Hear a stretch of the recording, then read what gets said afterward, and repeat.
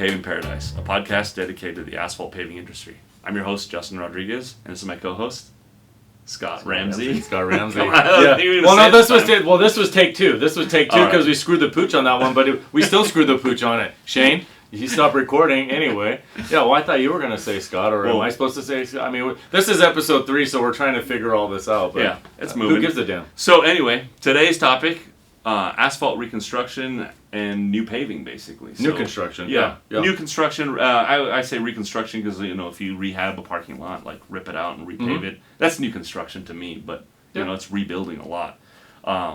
Anyway, that's today's topic, and let's go into talking about what it takes to build a new lot versus, rehabbing an existing lot, and all the do's, the don'ts, the planning that it takes to go in there.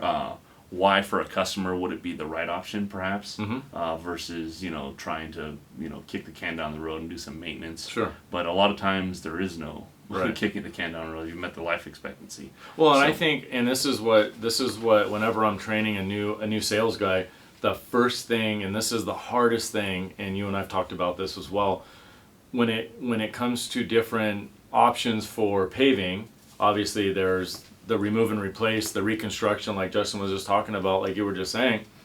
But what about an overlay? And which we're not going to get into overlay this episode 3. But the biggest thing for a customer, why you or I might recommend a complete reconstruction, number 1 is drainage.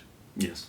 I mean, that would be, that's... because it's so broken, it's just soaking in like a sponge, so it's because it's alligator. Or sometimes you can't raise it up. You can't raise it up because it's been overlaid already too many times, and the water's just flooding or pitching the wrong way, or not even flowing out at all.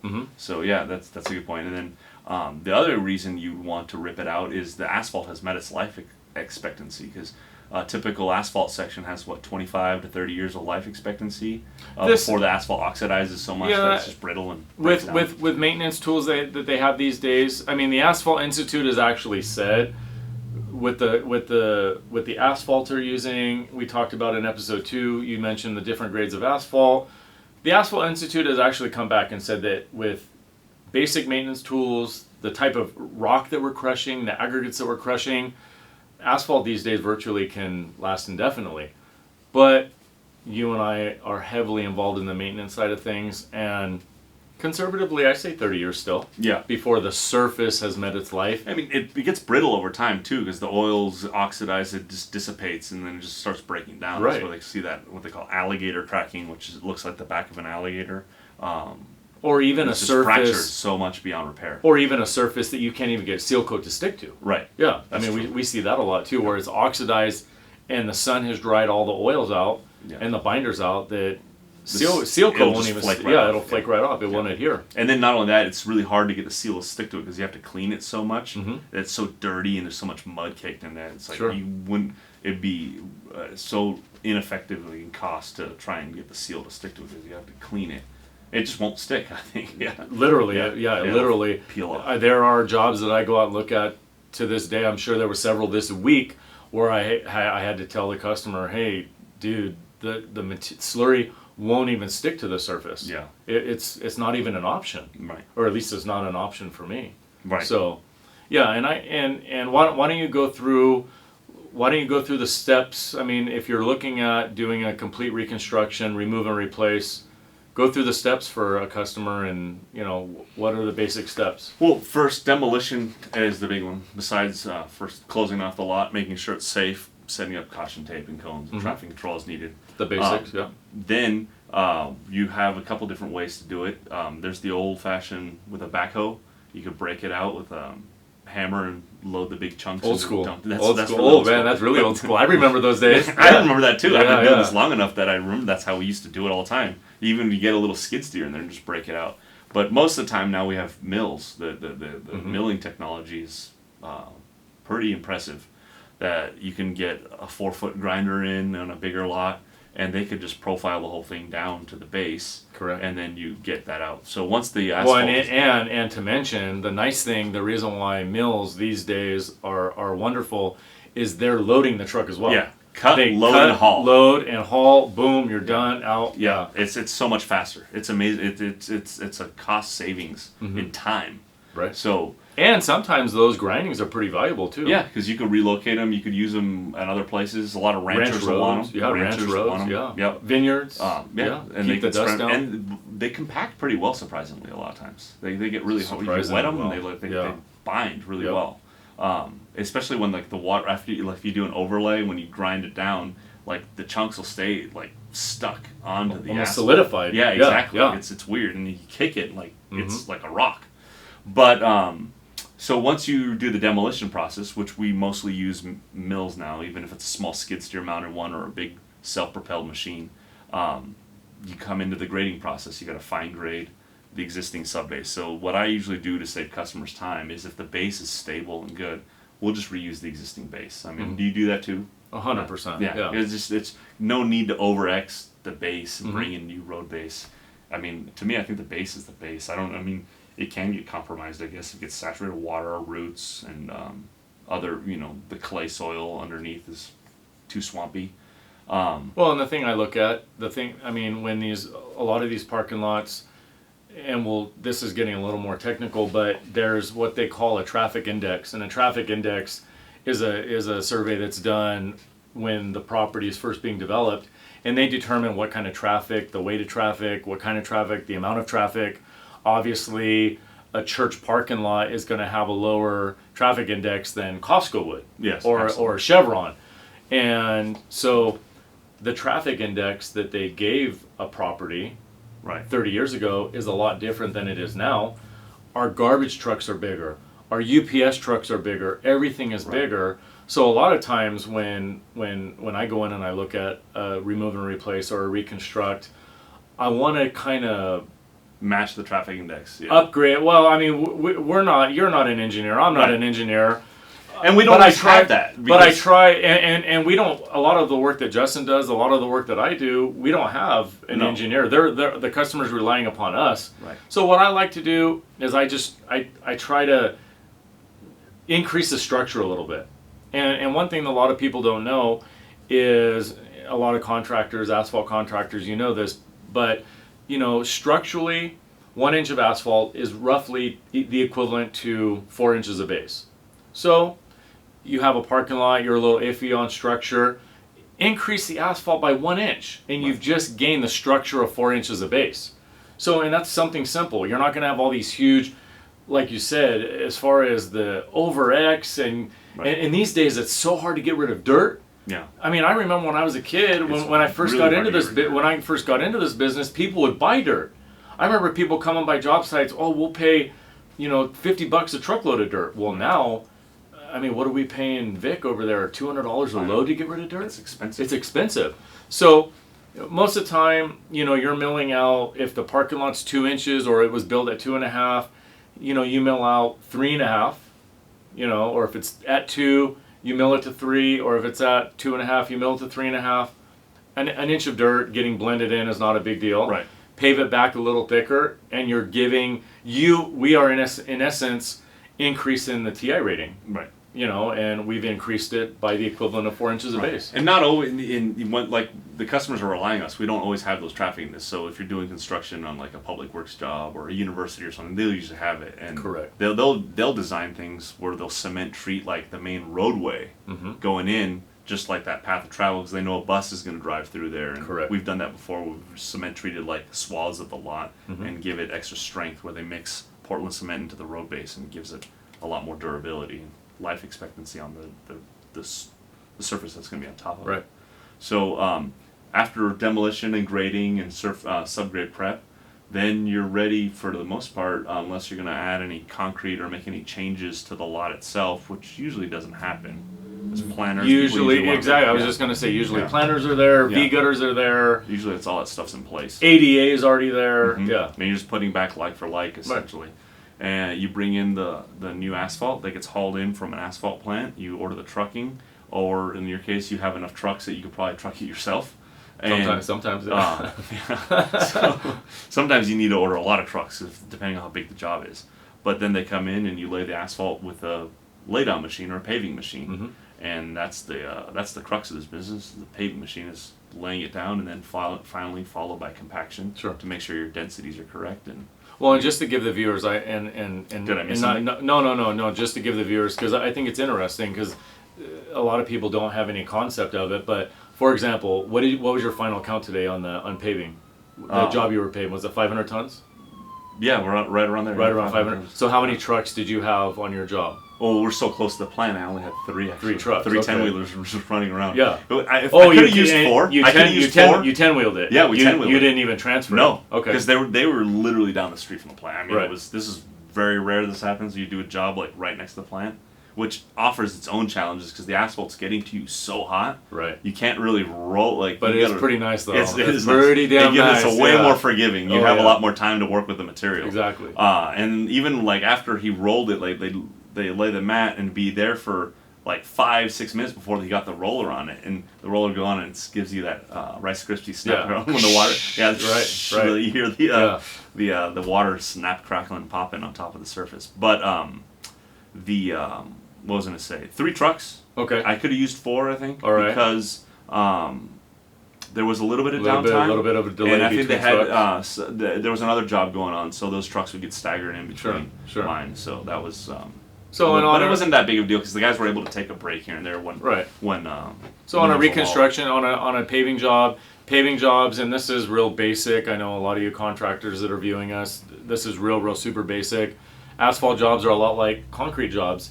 You know, depending on how far away you are from the plant, depending on the size of the job, really depends on the amount of trucks you have to have. Mhm. In your case, you had 3 trucks on it. Right. Could have used 4, but you got it done. That's a lot of tonnage for 3 trucks. Usually, Yeah. if you're doing Well, and keep in mind, and you guys can do the basic math at home, you put down 500 tons, 3 trucks, each truck was hauling 13 to 14 tons per truck. yeah, Yeah, they were cooking. Yeah, Yeah, they were round robin it pretty Yeah. fast. Yeah. and yeah. we got done before 2:00. Nice. Yeah, Yeah.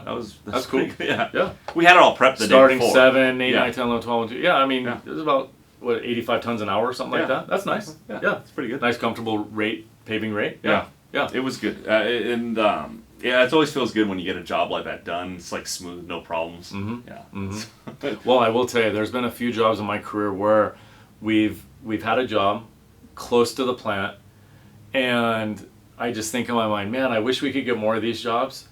And hydraulic hose breaks on the paver.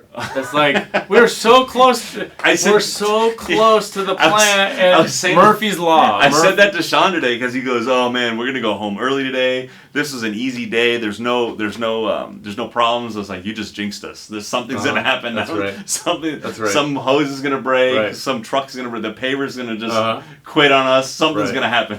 Right. But it didn't. Yeah. No. it didn't. It was. Well, no, yeah. that's what I joke around with the guys, and I say they come in my office in the morning and get their dispatch, and I tell the guys, oh, easy day as I get.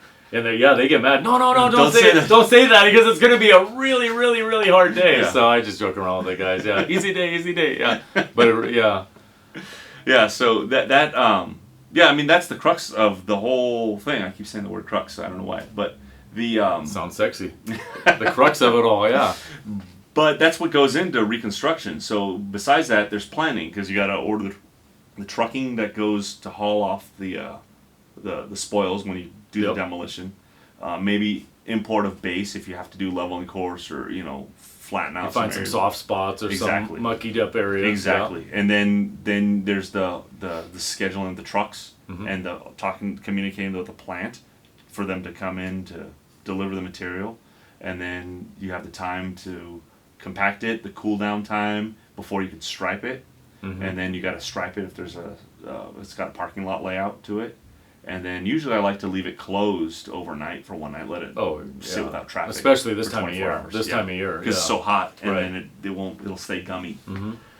And then there's the jinxing. Someone always comes in, does a 3-point turn. You're like, what are you doing? Yeah. Why are you on her? Yeah. That always happens. That's, yeah. So, but that being said, that's what goes into reconstruction. I mean, is there anything else you wanted to add, or something that someone that's wanted to start a reconstruction project, or maybe their parking lot's no good, that they'd want to consider? Yeah, I don't know. I think for me, when I'm looking at these projects, I mean, if I'm always looking at giving somebody better than what they had before, and a lot of times if I don't know, I'll ask them, hey, do you know when this property was built, or do you know how old the property is? And it kind of gives me a good idea as to the age. And believe it or not, even to this day, even with the technology we have, even with as hard as it is to build in Santa Barbara County and San Luis County, I still see projects that are 17, 18, 19 years old, completely trashed. Right. And then it's back to the question, why did this happen? What can we do? Because as you said, we want to get 30 years minimum. I mean, I repeat myself, and I don't mean to be a broken record, but Asphalt Institute, the Asphalt Seal Coating Manufacturer Association, ASMA, everybody says with the technology we have, the crushing technology, the milling technology, the maintenance technology, asphalt can last indefinitely. So it's always one of those things. What can we do to give the customer a better product than what they had? And always. And then the thing is, you want to do that because it's going to last, and then it doesn't only give the customer a great product, it gives you peace of mind knowing that you did a good job, that it's something that's going to stand the test of time. You can be proud of it. Right. You're not going to have to go back to fix it anytime soon. Mm-hmm. There's that problems with go backs and stuff like that if the drainage doesn't work, or and it always makes me feel good when, and we had this happen. Actually, this happened this week, where we actually got called back on a job. We paved a road 3 years ago, and new construction, as we're talking about, it was a new construction, and the adjacent property paved their job about a year ago. Mm-hmm. You go and look at the job that we paved, and you can't find one crack in the whole place. Right. The job that was just paved a year ago, the people called us, that we didn't even get a chance to bid on that job. I don't know why, but they called us and asking, well, why is your asphalt holding up so much better than this existing asphalt? Well, we're comparing apples and oranges. Ours was a complete removal replacement. The other guy, he just did like a 1-inch overlay on it. Right. So we are comparing apples and oranges, but it does kind of make me feel good when we look at our work, and you look at your work, you're like, wow, this compared to something else, it really does matter. Right. As you said, and that's what builds the relationships. And the other thing is, when somebody, even though the other guy didn't do anything wrong, which he didn't, I looked at it was not my job I looked at, it was my estimator's job. And that siren sounds really nice going by. Shane, you can edit that out, hopefully. Probably maybe not. Anyway, but when somebody looks at it, they just look at us as being the authority now. They're like, wow, your job's holding up so well. This other one is cracking.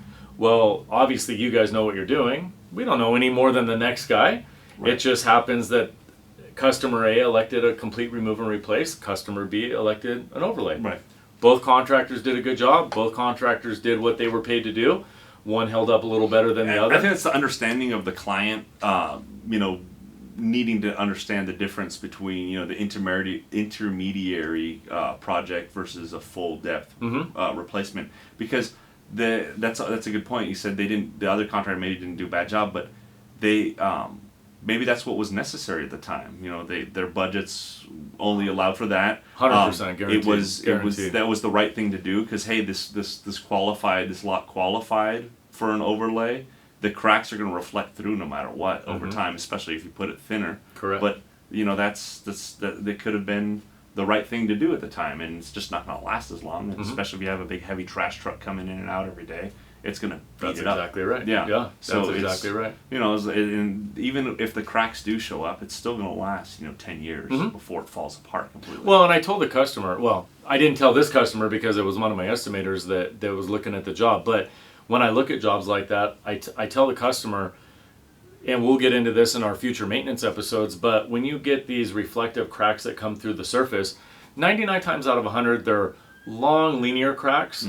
These are the easiest type of cracks to maintain. I mean, a hot crack fill, cold crack fill, doesn't really matter, but they make crack fill products that are made for these kinds of cracks, Right. they're easy to maintain. It's not the end of the world. Yeah, you're just limiting water from percolating in. That's right. And the thing is, it's just usually it's when they begin, it's just a hairline crack, and the cracks. It's going to take a long time before it becomes a bigger crack, or which in turn turns into alligator cracking and then potholes.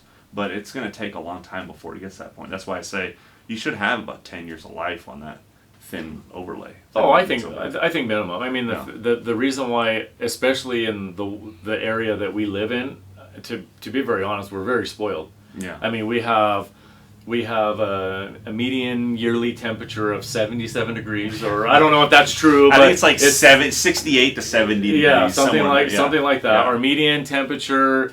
You know, it doesn't. Even in December, it's like it hits the high 60s. It doesn't get much days. higher. I mean, if it hits 80 degrees here on the coast, we're like dying. Now we're just bragging. So people like in the Midwest are gonna be like, oh, yeah. and then when it gets like 40, we're like freezing. We don't know what to do. We're so cold. Right. So we're a little spoiled here. You know, we don't have the freeze thaw conditions that they have in other parts of the country, other parts of the world. So I mean, I think contractors here get away with things that you really couldn't get away with in other parts of the country. Right. A lot of the soil, since we're so close to the coast, I mean, since we're on the coast, but since we're so close to the ocean, a lot of the cities have a lot of sand. Lompoc, Santa Maria, parts of Santa Barbara, the conditions are so sandy. So we see properties, driveways that we're digging out where literally they compacted the sand, they watered the hell out of the sand, they compacted it, and they put 1 inch of asphalt, and it lasted for 20 years. Yeah, there is no other place in the world where you can get away with that. Right. No other place. So we're a little spoiled. Yeah, especially up in the hills, there's a lot of rock in and there's rock. So the rock is really durable. So like when you'll see Nothing's boulders moving. sticking out of the asphalt. Yeah. It's like just mill it down and pave right over it because it's not moving. It is not moving. It's stable. Yeah. So it's solid ground. Literally, you're paving on bedrock. But there are certain areas near the ocean where the water table's high, so you get pumping really bad. So you have to cement treat or put a lot of base or put a really thick layer of asphalt. So, exactly right. Yeah. I've ripped out parking lots where I'm not kidding. It was like maybe 13, 14 inches of asphalt. That's how they mitigated the water problem. Right. Yeah. And it worked. I mean, it's like a giant rock. That's right. That's right. We did a job here in Solving a while. Well, this has been many, many, many years ago, where we buried a couple 10-wheelers in. I mean, the parking lot looked pretty stable. Usually before you go in and do a complete removal, there are signs of that there's some unstable conditions. Right. This one had no signs of it. We dug it out, we started grading, and I mean, we were losing skid steers, tractors. So what we had, and it was a total loss, but what we had to do is we went in and we graded everything really low, and I was on the machine on that job, and so what we did is I had Cal Portland bring the mix, and we put in a leveling course on the whole thing. And it looked terrible. The customer came back that night and called me and like, what are you doing? This is the worst job I've ever seen. And I said, no, calm down. We ran because we're not done yet. We were supposed to have it. It was a little job. We were supposed to dig it out, pave it, stripe it all in one day. Right. And then before I could get to the customer, I think I was on my way back to the office. The customers called. What happened? It looks awful. Well, what we did is we just did exactly like you said. We went in, we did a leveling course with asphalt, we capped it, then we went back the next day and we just put a 1 inch overlay on the whole thing. Yeah. To this day, I've driven by that job and it looks pristine to this day. Right. It just, in our demo process, and this, you contractors know exactly what I'm talking about. You start digging it up, you're driving on it, all that surface water, the groundwater comes to the top. Once that happens, you're done. You're totally screwed. And especially when you get a tractor on there, it acts like a pump. It massages it. It sucks it up. It just sucks it up, yeah. And then you try and put a 10-wheeler full of asphalt with a paving machine on there that weighs 20,000 pounds. Forget about it. Yeah, you're burying it. You're done. I've heard guys in Isla Vista, they've lost excavators and stuff in the soil. Like it just like the next morning they go in and it's like just the buckets sticking out because the soil is like swampy. What do they call it? Liquefaction? Yeah, liquefaction. Liquefaction. That's the proper term. That's it's weird. It looks like a waterbed. Yeah. But that's one of the reasons why you would do full depth reconstruction is because you can hit that stability. You can regrade, cement treat, put geogrids down, Yeah. and then repave it. Because sometimes if you just just try and overlay it or something, those cracks are going to come right through because the ground is moving so much. Right. So. Well, and I think one of our future episodes should be inner layers, because back 20 years ago, 30 years ago, they didn't have the inner layers that they have. And now they have inner layers where they are designed solely for soil stabilization. Right. I mean, I look at these, when I first started using this stuff, I looked at these grid plastic meshes, and how in the world, what is this? It's supposed to be like a snowshoe. Yeah, what is this going to, this isn't going to do anything. And we put it in, and they suggest minimum 6 inches of base on top of these. Sometimes they do fabrics. several layers too. Yeah. Because they'll do the geogrid layers and the more geogrid. More geogrid, yeah, that's right. And I was a major skeptic, like, how in the world is this ever going to help? But they really do work. Yeah, I had a friend of mine, a grading contractor. He did the subgrade prep for me in this one area that was sliding. There's a tree on the side of the road. There's actually a row of like the stone pines. Right. And they're on the side, and it's out near the ocean. Okay. Near El Capitan. And there's one tree that used to be in line with the rest of the trees, but it's literally 20 feet off the road. And they said that tree used to be on the side. Come on. Then Murph 20 has moved feet? that much. Yeah. I'll take a picture and I'll send it to you. Wow. Yeah. I'll put it up. That'd be good for the viewers. Exactly. They would like to We'll put see it- that. We need to put that up. But yeah, no, the It's tree almost used to be there. unbelievable. You can see it's crazy because all the trees in a row, but that one has drifted that much, and we ripped out, we regraded the base, put asphalt in, and one section was moving so much we put several layers of geogrid in just to stabilize Wow. it. And it worked? 'Cause- Yeah, it worked. worked? It was really rainy last year, Yeah. 2 years ago. I don't. It was. Well, I the think it was last last couple year. winters, Yeah, it was very last wet. 3 winters, we've had And a lot of rain here. What happened was the earth was splitting, and I mean it's like these fissures that go down. Yeah. So we just kind of backfill them as much as we could, and then we'd ramp off these because it was stepped off in 2 areas, Whoa. and people had little low cars and they couldn't get up. Right. So we'd pave it, right. Not again. 2 weeks later, those fissures were back, and the cracks were almost as big as they were when we backfilled them. And hey, it's good. We can go the next day. Oh, it's still stable, and it just kept moving. That's how much. There's a lot of water. There's probably a natural spring under the water, the ground there. Mhm. It's just moving. That's Mother Nature doing her thing. It's crazy. Yeah. Yeah. Well, I laugh, and because everybody has seen, our viewers have seen a lot of times where you'll see a tree that has grown up through like a solid chunk of granite. Yeah. And you see it, like people have it as screensavers on their computers, and then I'll get a call from a customer. Actually, I should do this. I'll get a call, and I never thought of doing this before, but I should do it. So somebody will call me. Hey Scott, we have, you paved our parking lot, there was, a crack and we have a weed growing through it. Or we chip sealed and a weed grew through the chip seal. Right. How is that possible? Oh my God, what do we do?